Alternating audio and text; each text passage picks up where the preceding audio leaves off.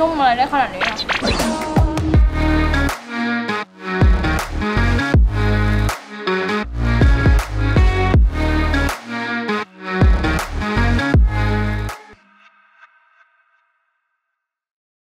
ยินดีต้อนรับกลับเข้าสู่ฟ้ากินอร่อยกันอีกครั้งนะคะทุกคนร้านวันนี้นะคะที่ฟ้าจะพาทุกคนมากินเป็นร้านที่ฟ้าเพิ่งค้นพบแล้วรู้สึกว่าต้องถ่ายเพราะว่ามันฟ้ากินอร่อยฟ้ากินอร่อยก็เป็นอย่างนี้นะคะฟ้าก็หากินไปเรื่อยเจอร้านไหนอร่อยถูกใจนะคะฟ้าก็อยากนำมาบอกต่อทุกคนและซึ่งร้านนี้ก็เช่นเดียวกันนะคะและเมนูของเขานะคะมีอยู่เมนูเดียวก็คือหมูทอดฮ่องกงค่ะซึ่งแน่นอนว่ามันมีอยู่เมนูเดียวและเขาโฟกัสอยู่สิ่งเดียวมันอร่อยมากๆค่ะฟ้าจำได้ว่าตอนที่ฟ้าไปฮ่องกงนะคะฟ้าเคยกินอะไรแบบนี้นะคะแล้วก็แผ่นป้ายที่ร้านก็เขียนไว้ด้วยว่าเป็นฮ่องกงพอคิงนะคะซึ่งแน่นอนว่าก็จะเป็น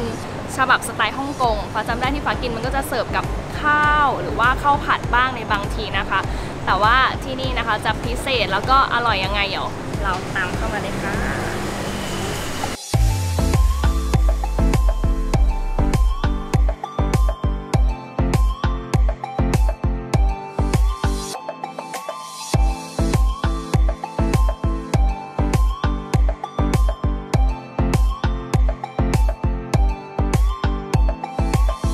สไตล์ฟ้านะคะทุกคนมาร้านไหนก็คือสั่งทุกอย่างที่เขามีนะคะ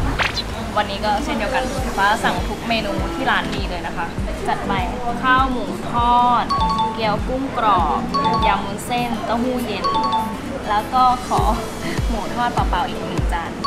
เรียบร้อยค่ะระหว่างรอน้องหมูนะคะฟ้าขอไขข้อข้องใจให้กับทุกคนก่อนนะเพราะว่าแบบเวลาฟ้าไปเจอคนอื่นๆหรือว่าเพื่อนๆอะไรเงี้ยเขาชอบถามว่าฟ้าที่ไปกินมาเนี่ยอร่อยจริงไหมฟ้าอยากจะบอกตรงนี้เลยนะคะว่าทุกร้านที่ฟ้าถ่ายลงฟ้ากินอร่อยฟ้าได้ลองกินมาหมดแล้วและเป็นร้านที่ฟ้ารู้สึกว่ามันอร่อยแล้วก็ชอบจริงๆนะคะก็เลยเอามาถ่ายบอกต่อกับทุกคนไม่มีการแบบว่าเฟกหรืออะไรทั้งนั้นทุกอย่างนะคะเรียลไม่มีสคริปต์แล้วก็เชื่อถือได้อร่อยแน่นอนค่ะ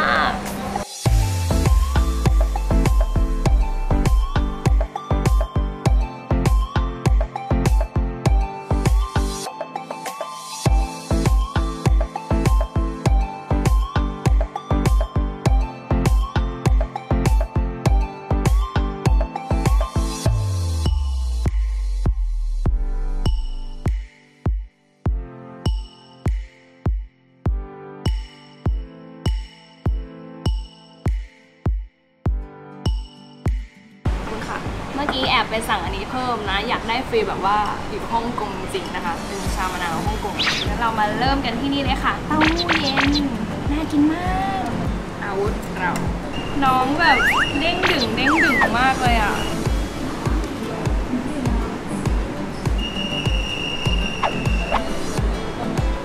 ไปค่ะ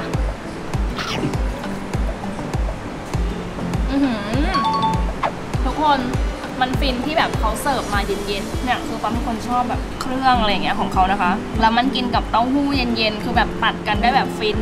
มากๆนะคะทุกคนก็จะรู้อยู่แล้วใช่ไหมว่าความที่เป็นเต้าหู้อ่ะก็จะมีรสชาติแบบเพลนๆของเขาแต่ว่าความพิเศษคืออยู่ที่ตัวซอสค่ะนี่นะคะดูเครื่องของเขานะคะจะมีทั้งต้นหอมมีงานะคะแล้วก็จะมีน้ำมันงาแล้วก็เป็นชิลลี่ออยล์ด้วยนะคะพอกินเข้าไปแล้วอ่ะมันไม่รู้สึกว่ามันไร้รสชาติเพราะว่าเมื่อมันผสมกับซอสของเขานะคะมันทำให้แบบว่าได้รสชาติที่คอมเพล็กซ์มากๆทุกอย่างรวมตัวกันแล้วคือแบบมันดีเต้าหู้แบบว่าละมุนบวกกับซอสที่หอมกรุ่นนะคะคือแบบว่าฟินมากๆค่ะต่อกันที่ยำวุ้นเส้นค่ะอันนี้คือจะเป็น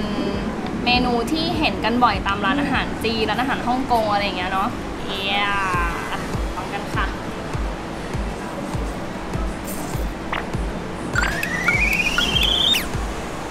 อันนี้ก็ดีมากค่ะเสิร์ฟแบบเย็นนะคะสำหรับฟ้าอันนี้รู้สึกว่าเผ็ดกว่าเต้าหู้เย็นนิดนึงนะคะส่วนผสมของเขาก็จะมีเนี่ยเต้าหู้เห็ดหูหนูนะคะแล้วก็มีแตงกวาคือด้วยความที่แบบว่ามันเสิร์ฟมาเย็นๆอย่างเงี้ยมันแบบให้ความรู้สึกว่าสดชื่นแล้วก็แบบกรุบกรอบในทุกคำที่เรากัดนะคะคือแบบอร่อยมากๆแล้วก็เข้ากันมากๆนะคะทุกคนหลังจากกินอันเนี้ยคือมันแบบเรียกน้ำย่อยฟ้ามากคือมันเปิดความหิวคือฟ้ากินเรารู้สึกว่ามันมีความเปรี้ยวเดาว่ามันน่าจะมีแบบน้ำส้มสายชูนิดนึงแน่นอนนะคะคือด้วยความเปรี้ยวของเขาเนี่ยพอเรากินเข้าไปแล้วมันทำให้แบบว่าเราอะอยากกินต่อเขาก็เลยเป็น appetizer ที่ดีเลยทีเดียวนะคะซึ่งตอนเนี้ยพอฟ้ากินอันเนี้ยเข้าไปใช่ปะฟ้าอยากมากินเมนหลักแล้วแต่ว่าไม่ได้เราต้องตามสเต็ปไปเรื่อยๆนะคะกลับมาที่ยำวุ้นเส้นตัวนี้นะคะอยากจะบอกว่ามันได้รสชาติที่หลากหลายวาไรตี้มากๆอยู่ในคำเดียวฟ้าก็จะได้ความนุ่มนะคะจากเต้าหู้เนาะแล้วก็จะได้ความกรอบของแตงกวาของถั่วงอกอะไรอย่างเงี้ยนะคะแล้วก็บวกกับความเด้งดึงของวุ้นเส้นนะคะซึ่งแบบว่าคำหนึ่งเข้าไปเนี่ยคือแบบได้รสชาติที่ครบเลยแล้วก็แบบสดชื่นมากๆเลยค่ะนี่อยากพรีเซนต์มากๆสรุปว่าใช่จากฮ่องกงแน่นอนนะคะเพราะว่าเพิ่งเห็นจากเมนูเขาเขียนว่าทินโฮโรสนี่ทินโฮโรสฟรายวันทันนะคะก็คือเป็นเกี๊ยวกุ้งกรอบจากถนนทินโฮนั่นเองเรามาลองกันดีกว่าโอ้โหเครื่องแน่นมากค่ะเดี๋ยวเรามาลองเกี๊ยวกุ้งกรอบจากถนนทินโฮกันเสิร์ฟพร้อมนี่เลยวาซาบิเมโยค่ะแปลกๆดีแต่ก็อร่อยอารมณ์เหมือนแบบว่าพ่อเป็นเกี๊ยวสไตล์จีนแม่เป็นเกี๊ยวซ่าสไตล์ญี่ปุ่นแล้วมาแต่งงานกันแล้วออกมาเป็นลูกก็คือสิ่งนี้ค่ะที่แบบว่ามันจะได้ความกรอบนะคะจากเกี๊ยวข้างนอกแล้วส่วนข้างในคือแบบว่ามันฉ่ำมากๆคือเขาทำได้ไงทอดให้แบบว่าข้างนอกกรอบมากแต่ข้างในอ่ะไม่แห้งแล้วก็ยังแบบมีความจูซี่มีความฉ่ำอยู่นะคะซึ่งแบบว่าโอ้ยแล้วนอกจากกุ้งมันก็มีอันนี้ด้วยนะคะเป็นหมูเด้งนะคะแล้วก็มีผักด้วยทำดีมากค่ะเอาอีกค่ะ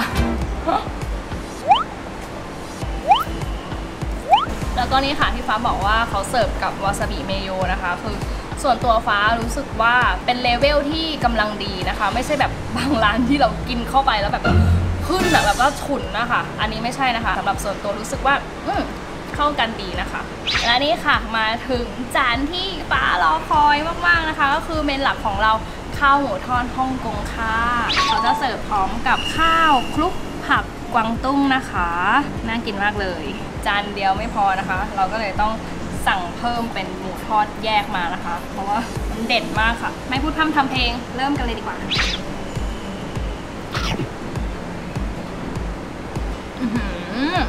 นุ่มเลยได้ขนาดนี้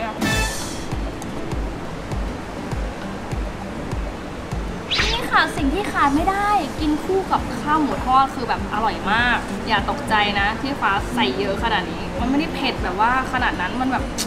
มันได้ความหอมกรุ่นมากกว่าทุกคนถ้าฟ้าจำไม่ผิดน่าจะเรียกว่า XO ซอสกินแบบเนี้ยเป็นมาก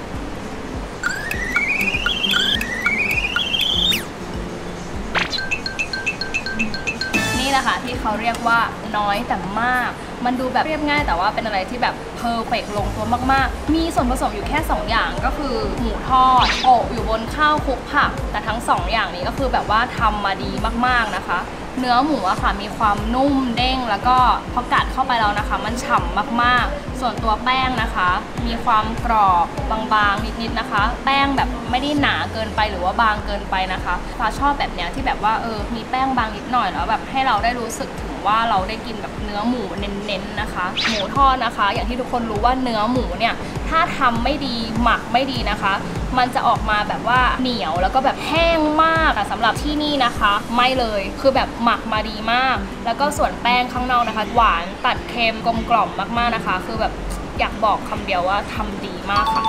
เนื้อหมูทอดที่ทำมาดีผสมผสานกับข้าวคลุกผักที่ทำมาดีเช่นกัน2อย่างนี้นะคะทานด้วยกันแล้วรู้สึกว่ามันเข้ากันมากแค่เนี้ยฟ้าไม่ต้องการอะไรแล้วค่ะพอแล้วสำหรับฟ้า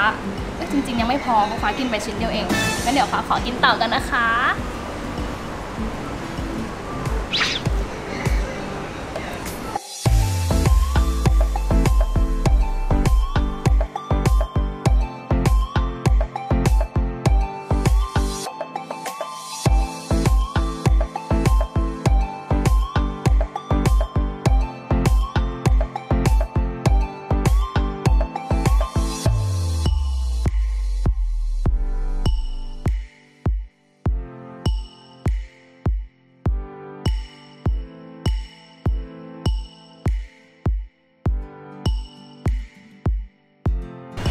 น่ารักมากเลยอะฟ้าชอบคอนเซปต์นี้ก็จะเป็นเหมือนแบบว่าเ คนที่เคยมาทานที่นี่นะคะก็จะมาแบบกิฟต์ฟีดแบ็กอะไรอย่างเงี้ยว่าที่ร้านเป็นยังไงบ้างอร่อยมากนู่นนี่นั่นหมูอ้วนเดี๋ยวฟ้าขอเขียนบ้างนะคะสำหรับฟ้าจะบอกว่าร้านนี้ฟ้ากินอร่อยค่ะเจ้าหมูอ้วนอิ่มแล้วนะคะหมูกินหมูจนแบบว่าอิ่มมากเลยค่ะก็อยากจะมาสรุปนะคะสำหรับฮ่องกงพ็อกคิงนะคะอร่อยมากๆแล้วก็ราคาคุ้มค่ามากๆสำหรับสแตนดาร์ดแบบนี้อย่างพ็อกช็อปถ้วยละ95 บาทก็ได้หมูแบบแผ่นใหญ่ๆทั้งแผ่นมาพร้อมกับข้าวคลุกผักร้านก็ตกแต่งน่ารักสะอาดมากๆและที่สำคัญพี่ๆที่นี่เฟรนลี่บริการดีมากค่ะแล้วก็สำหรับใครที่อยากมาทานก็เดินทางไม่ยากอันนี้จะอยู่ตรงแถว BTS เพลินจิตมองหาทางออกที่ 4 ลงมาตรงอาคารมหาทุนเข้ามานิดเดียวเจอเลยฮ่องกงพ็อกคิงนะคะอยากให้ทุกคนมาลองชิมนะคะอร่อยถูกปากคุ้มค่าคุ้มราคามากๆค่ะวันนี้ฟ้ากินอร่อยลาไปก่อนนะคะทุกคนกด Subscribe ให้ด้วยนะคะแล้วก็ครั้งหน้านะคะจะมีอะไรอร่อยๆมาอีกต้องคอยติดตามนะบ๊ายบาย